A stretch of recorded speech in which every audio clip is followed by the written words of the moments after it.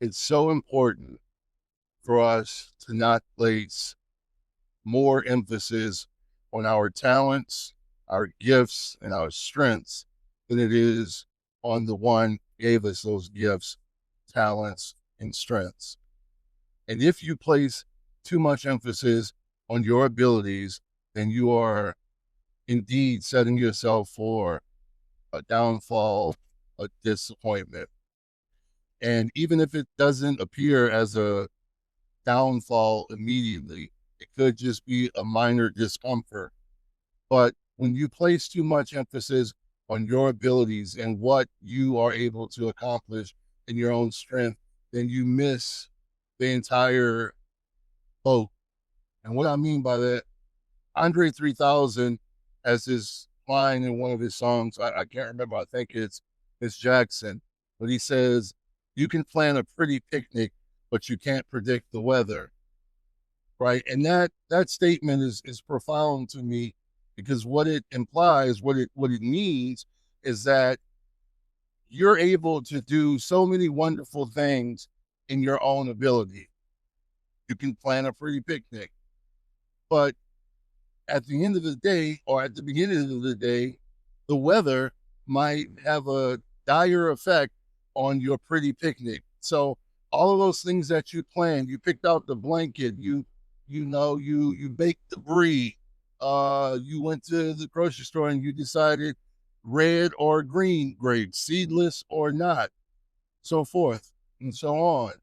But even after all of that, the weather, something that's completely out of your control, can come in and totally derail, quote unquote, your pretty picnic.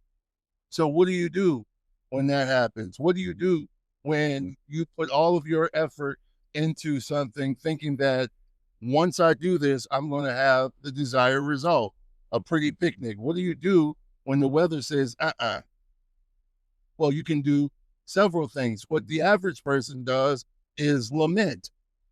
What the average person does is, feel downtrodden because they went through all this effort that will not be experienced.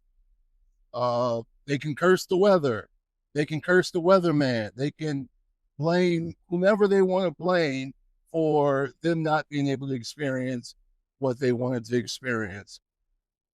Somebody else may see this as a curveball because that's all it is. It's just a curveball. It's just a curveball. And I played baseball for 1 year when I was 8 or 9 years old, but I have a fairly good understanding of the game. So if there is a curveball and you recognize that it's a curveball, you adjust your swing. You adjust your swing. You don't just stand by and look at the pitch go by if it's in the strike zone, or you don't get mad at the pitcher like, "Hey, man, you've been throwing sliders this whole time.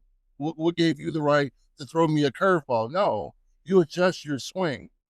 And so the point of what I'm saying is that, yes, believe in your strengths, acknowledge your capabilities, but always leave room for the inevitable curveball.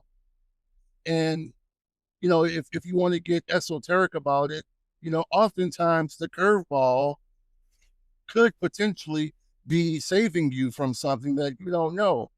And I don't mean that just in the deep spiritual sense of, oh, well, if you plan this picnic and then the weather, you know, cooperated, then potentially a mountain lion could have roamed and came and you could have a mountain lion attack. So yeah, the weather came to save you from this potential mountain lion attack. That's not what I mean when I'm saying that the curveball could save you from something. What I'm trying to get at is that life is about ebb and flow. Life is about ebbing, flowing. The Bible talks about being like a tree planted by the water. You bend, you sway with the wind, but you don't break. And I've seen so many people, particularly people that endeavor for greatness, and it transcends age. I've seen young kids and old people alike suffer from this, where They are so dialed in to their method, their way, their schedule, their agenda, their to-do list, their strengths. They're so dialed in to that when life throws the inevitable curveball, then everything shuts down. Their system shuts down. Everything shuts down, and they're unable to be flexible and nimble enough, whether it be in thought and or action, to adjust their stand and their swing to this curveball. And I've seen frustration mount. I've seen, ugly sides of people emerge when things don't go their way that they planned for, that I don't deserve this. I worked hard for this. You may not deserve it. It's not a question of if you deserve it or not. It's simply the fact that we live in a world that can be unpredictable, is unpredictable. As humans, we try to make sense of it all with our science, with our reasoning and understanding, with our logic. And that's a good thing. But all of our reasoning and science and understanding and logic can only get us so far.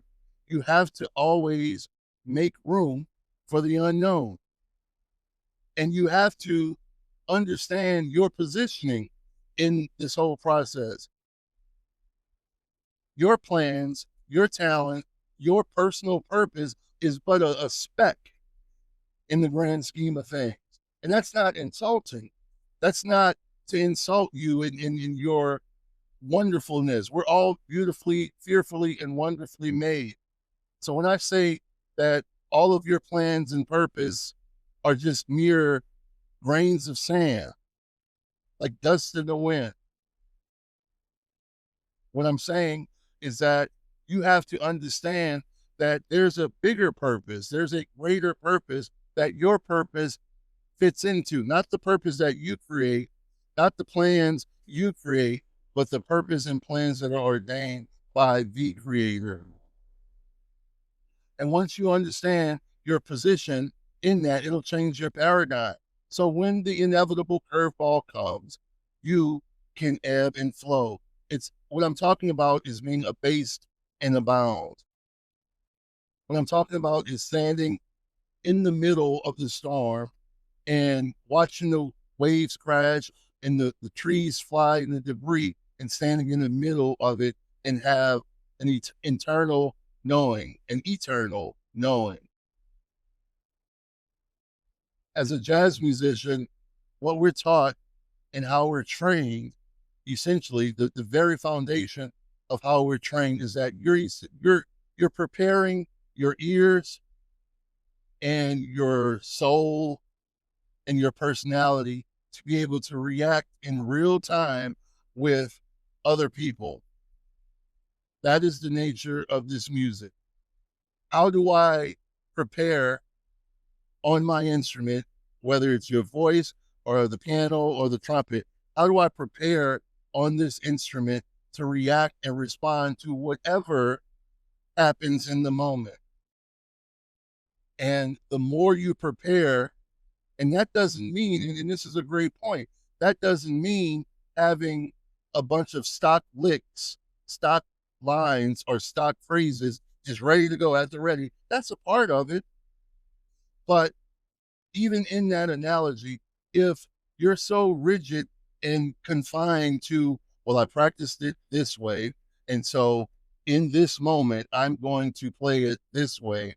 If you're so locked into that, and you will personally miss the beauty of the music. And if you miss the beauty of the music, your audience will also miss the beauty of the music. So what I'm saying is that as a jazz musician, as an improvising musician, regardless of genre, as an improvising musician, you are preparing to react and respond to the moment. And that's such a beautiful illustration for what I'm trying to show you today is that life will always throw you something that you didn't expect. But if you prepare throughout your life in a way that you understand that that's going to happen. And when it happens, it should not frustrate you, or it should frustrate you enough to paralyze you. It shouldn't frustrate you enough for the worst parts of your character to emerge because you feel like this curveball is somehow an indictment of your ability. It shouldn't frustrate you to the point where you throw in the towel when life switches it up on. Life will switch it up on. But just like improvised musicians and improvised actors and any profession or any um, discipline that functions off of improvisation, that is where the beauty and the magic happens, for lack of a better term. That's where the miracles occur outside of your rigid box stand thinking and doing and being. The beauty of life lies in you planning, having a purpose, pursuing that purpose, but always remaining free enough and malleable enough for the beauty that was unexpected. Throughout my life, that has been the ideology that has saved me. That's been the ideology that has kept me from committing suicide and deep depression.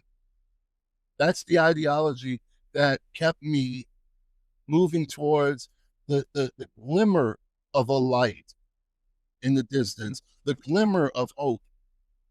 That's the ideology, because I always knew deep down inside of me that I always knew deep down inside of me that something beautiful could happen at any moment. And so, as an artist, but I mean, I guess I was an artist at birth, but obviously I developed those skills. So I don't want to say that as an artist, as a young boy, a young kid. I want to say that I'm grateful and thankful that God put a spirit in me to always be hopeful, even in the darkest days of my youth and my young adulthood, and even into my 30s and 40s, even in those dark days, always having this belief in the back of my mind, in the depths of my soul, that at any moment, something beautiful, something miraculous could happen to me, in me, around me. I could be a witness to somebody's miracle. And that feels just as good as the miracle happening to you. I promise you. And so just living a life that says, yeah, it might be terrible right now. I planned this pretty picnic, but man, look at this weather. But being nimble enough, abased and abound, able to ebb and flow, having that spirit inside of you, you can turn that thing around. You can turn, you plan a pretty picnic. Okay, maybe clear out some furniture in one of the rooms of your house and sit on the floor.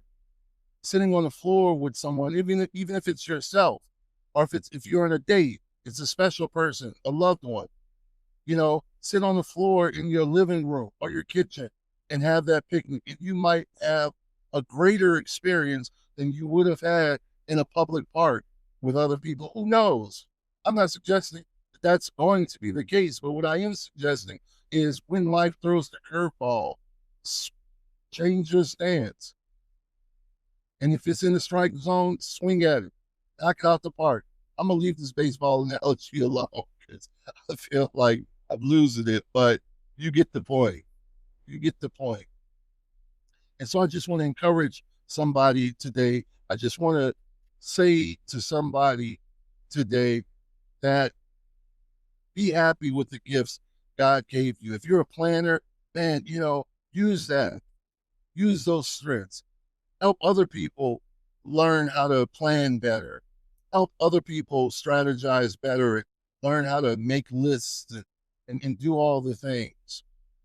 But always, always, but before I say this, always, always statement, if you're a planner, if that's your strength, if you thrive on to-do lists, if that's how you best function, that's a great skill set.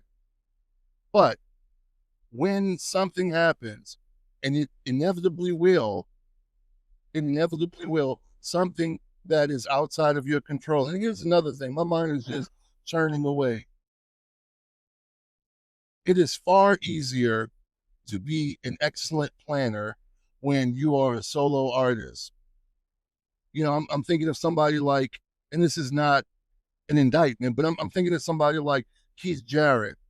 Keith Jarrett is a very famous, influential piano player, improvising piano player, and he did a lot of solo piano work, and his timing, his phrasing, his voicings, everything about the way he played was possible because he was playing by himself. So the changes he made didn't throw anybody off because there was nobody else to react to his playing as a solo pianist. And it's amazing. It's amazing to hear the dynamic shifts and the tempo changes and any and everything is possible because you are working as a solo artist. If you add another person to it, you are at the mercy of, are they going to respond in real time to this shift I just made? And if you have a rapport with that person, then there's a better chance that they will respond appropriately and accordingly. But when you start adding more and more people, I'm thinking about the CEO. I'm thinking about the leader of a Fortune 500 company. Now you've got to be nimble enough to try to move thousands of employees. So that's a different task than planning a to-do list for you as a single person. So the more people that you invite into your sphere, or the more people that you have, you're in close proximity to that matter to your bottom line, whether it be personally or professionally, the more difficult it is and the more prone you are to multiple curveballs. So you're not just facing one pitcher at the mound and you're at the in the batter's box. You've got multiple curveballs coming from multiple angles, right? So that's a different strength. Whatever your strengths are, whatever your talents are, put them in their proper position.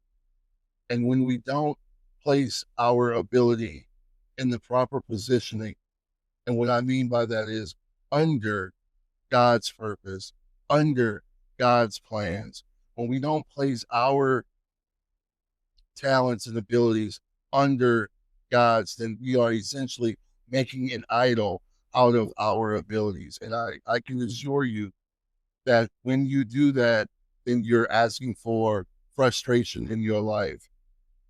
You're asking for frustration in your life. When we put our gifts and talents in their proper place and we don't worship them, then that puts us in the best position to be more flexible, more nimble. And one of the worst things in my opinion is when somebody's gifted and talented in an area, but they place too much emphasis on that, then that's when ego, inflated, bloated ego happens. And then we see the worst character traits come out because of this beautiful gift that you were given. That's such an ugly thing to me. Such an ugly thing to me. That's just such an ugly, ugly thing when we let this beautiful, untainted gift that God gives us be the thing that be the rope that hangs us. Oh, it's a bar. When we let this beautiful thing, this beautiful gift, when we let this beautiful gift that God gave us be the rope that hangs us, is an ugly, ugly, ugly sight to behold. So I implore you, Place your gifts and your talent in the proper place. Above all, seek after God's purpose for your life. Above all, ask God to order your steps in His will, in His ways. That's where your safe is. That's where you're safest. When you place your plans, your purpose, and His will, His plans, and His purpose, that's where you're the safest.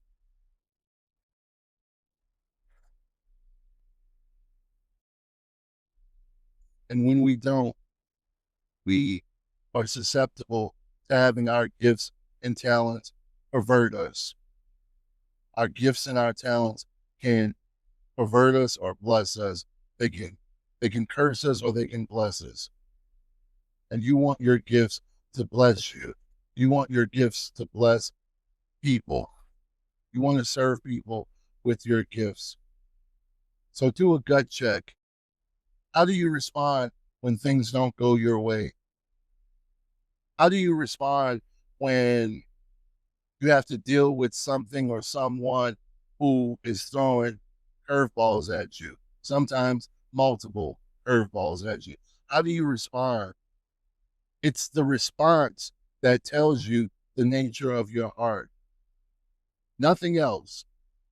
Nothing else. Not what you tell yourself, not how you spin it, not how you people, yes men around you or yes women around you, help you spin it. How you respond to life's curveballs is the truest nature of your heart. And it will expose to you, am I holding too tightly to these gifts? Am I holding too tightly to my learned ability? Not just your innate ability, but your learned ability. Am I holding too tightly to this? Your response to the curveballs will tell you the truth. Your response to the curveballs will tell you the truest nature of your heart, your heart's condition. And when you see the reality of your heart's condition, be grateful. If it's ugly, be grateful. Be grateful. Be grateful that you now have data that should not be ignored. You are in a better place now, having seen the truest nature of your heart, however ugly that is. You are in a much better position because with vision, now you can see clearer. And if you can see clearer, then you can walk taller, you can walk bolder, and now you're armed with the ability to do something about it. So I hope this blessed somebody. Certainly blesses me to be able to share this with you. If you haven't already, hit the subscribe button for more content like this. Uh, if you're watching on YouTube, if you're listening to this, then subscribe to the channel. Helps us build, helps us grow, helps us get the message to more and more people. Share this content with somebody who needs this message. Until the next one, peace.